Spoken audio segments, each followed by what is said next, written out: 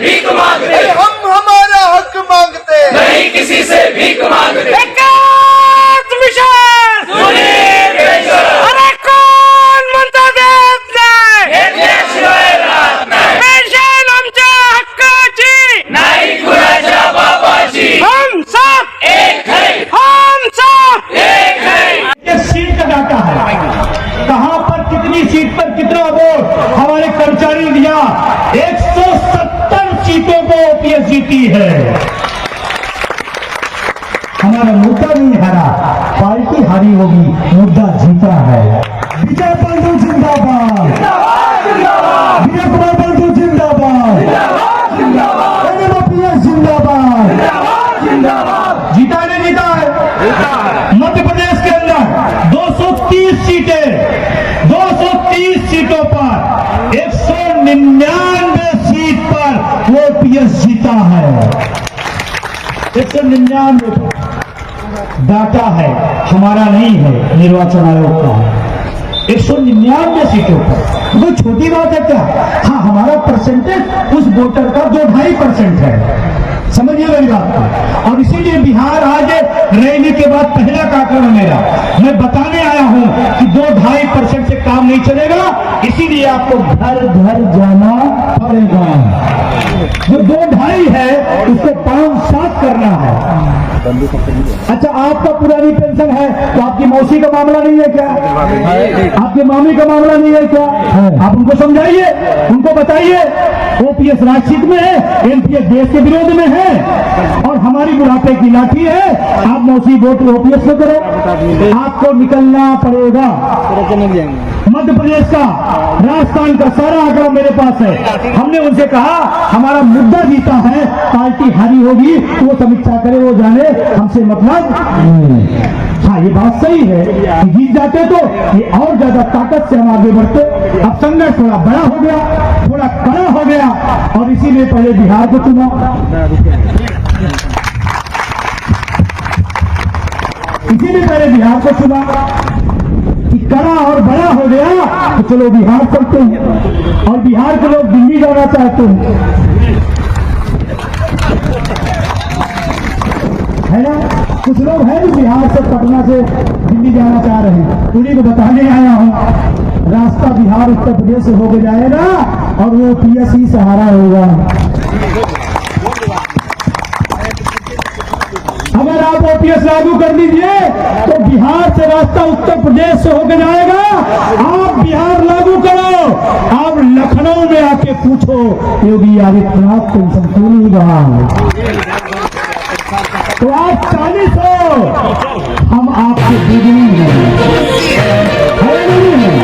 और 40 और 80 जोड़ो, किसी तरफ विरोध ही नहीं है। दिल्ली का रास्ता ये बिहार ऊपर से होकर जाएगा। यहाँ देखिए सरकार को निवेदन करना चाहता हूँ, आप ओपीएस बिना लागू किए बिहार दिल्ली का सपना भूल जाइएगा, ये कहीं आया है।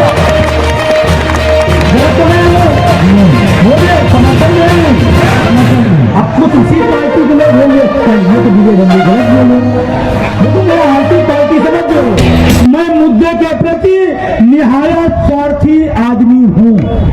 गलत हो क्या? नहीं। अब कहोगे नहीं, ये तो बहुत गलत बात बोल दिया। अरे जिसके लिए विधायक और सांसद के लिए मरते हो, मिनटों में टिकट नहीं मिलता, पार्टी बदल देता, वो भी तो स्वार्थी है, स्वार्थी है, वो भी तो स्वार्थी है। यही सरकार किसी और की चल रही थी, किसी और की चलने लगी, तुम्हारा मामला आया, तुम इकट्ठा हो गए, हमारा मामला हम क्यों नहीं इकट्ठा हो?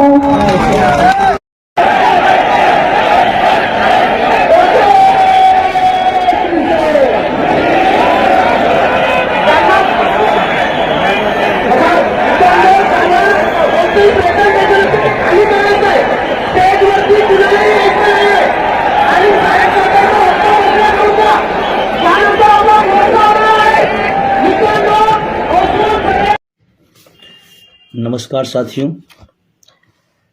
आजकल एक बहुत बढ़िया चलन हो गया है।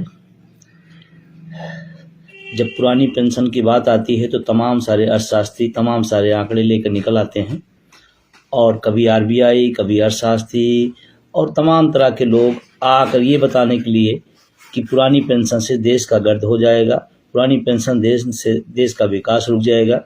शायद ये सारे लोग झूठे तथ्य दे रहे हैं और इसी बात को हमें बहुत ज़रूरी था क्लियर करना। जैसे अभी रिपोर्ट लगातार आ रही है कि आरबीआई ने एक रिपोर्ट दी है कि ओपीएस से राज्यों पर भार पड़ेगा और केंद्र सरकार का जो विकास का काम है वो रुक जाएगा। मजे की बात है, आपको जानकारी के लिए बता दूं, जिस आरबीआई के अधिकारी लोग ये रिपोर्ट दे रहे हैं, अगर उनकी आप सैलरी की बात करेंगे तो वहाँ पर जो बड़े लगभग 2% के जो अधिकारी होते हैं लगभग आरबीआई के, जिनका सालाना वेतन 73.1 लाख से ज़्यादा, 1% ऐसे भी अधिकारी होते हैं जिनकी 96 लाख से ज़्यादा की सैलरी होती है आरबीआई के अधिकारियों की। वो आपको ये बताने आ रहे हैं कि ओपीएस से देश गर्द हो जाएगा। शायद अगर वो इस बात को सोचते कि इतनी बड़ी सैलरी ले रहे हैं तो उससे गर्त में देश नहीं जाएगा। लगातार अर्थशास्त्री लोग यही बात बोल रहे हैं और ये बोल नहीं रहे बल्कि बुलवाए जा रहे हैं। ओपीएस के पद के खिलाफ में एक माहौल पैदा किया जा रहा है। और अगर मैं कुछ सवाल रखना चाहता हूँ, अगर ये बात मेरी झूठी है तो फिर विभाग के लोग इसका खंडन करें आकर के, जिन लोगों ने तथ्य झूठे दिए हो वो लोग खंडन करें। 2014 के पहले जो कॉर्पोरेट टैक्स हुआ करता था वो 30% हुआ करता था, वो 22% कर दिया गया। किसका फायदा हो रहा है, देश का या उद्योगपतियों का? 2023-24 के अगर हम आंकड़ों की बात करें तो लगभग 35,000 करोड़ की राहत पूंजीपतियों को दी गई है। देश का विकास हो रहा है या पूंजीपतियों का विकास हो रहा है? आपको अगर बात करें तो लगभग 17.46 लाख करोड़ रुपए बैंक का बट्टे खाते में डाल दिया गया है। देश का विकास हो रहा है। तमाम सारे ऐसे आंकड़े हैं जो झुठला रहे हैं इस बात को कि पुरानी पेंशन से देश के विकास नहीं रुकने वाला है बल्कि देश का विकास होने वाला है, जबकि लगातार तमाम माध्यमों से झूठ फैलाया जा रहा है। और जो लोग फैला रहे हैं वो तो खुद बड़ी सैलरी ले रहे हैं। एक देश का अर्धसैनिक बल पेंशन ना पाए और आरबीआई का एक शीर्ष अधिकारी करोड़ों रुपए के आसपास सैलरी लेता है तो वो ज्ञान देने आता है एक छोटे से कर्मचारी को, एक सफाई से कर्मचारी को, एक छोटे से जो बाबू होता है, जो छोटे तनख्वाह बहुत वेतन भोगी होते हैं, उनको बताने आ रहा है। और पूरा मीडिया हब, पूरा जो सरकारी तंत्र है, सबको इस बात के लिए लगा दिया गया है कि पुरानी पेंशन देने से। मजे की बात है, जिन लोगों ने लगाया है वो खुद कई पेंशन लेते हैं। जो लोग बताने आ रहे हैं वो खुद बड़ी सैलरी और बड़े वेतन पेंशन के भोगी होते हैं। उसके बाद इस तरह का रिमर फैलाया जा रहा है। मुझे इस बात के लिए बड़ा आश्चर्य हो रहा है कि उसके बाद भी तमाम सारे लोग इस तथ्यों को जानते हुए भी, तमाम बुद्धिजीवी और पढ़े लिखे भी इन झूठे आंकड़ों में पड़ जाते हैं। मैं कहता हूं अगर आपको इतनी दिक्कत है तो खुली डिबेट कराइए। आरबीआई के लोग बैठें, जो इस आंदोलन को लड़ रहे हैं वो लोग बैठें, सरकार के नुमाइंदे बैठें, तथ्य जनता के सामने आए, पता चले कि क्या पुरानी पेंशन से इस देश का बेड़ा गर्क होगा या जो तमाम हजारों करोड़ रुपए की पूंजीपतियों को माफ किए जा रहे हैं उससे बेड़ा गर्क हो रहा है।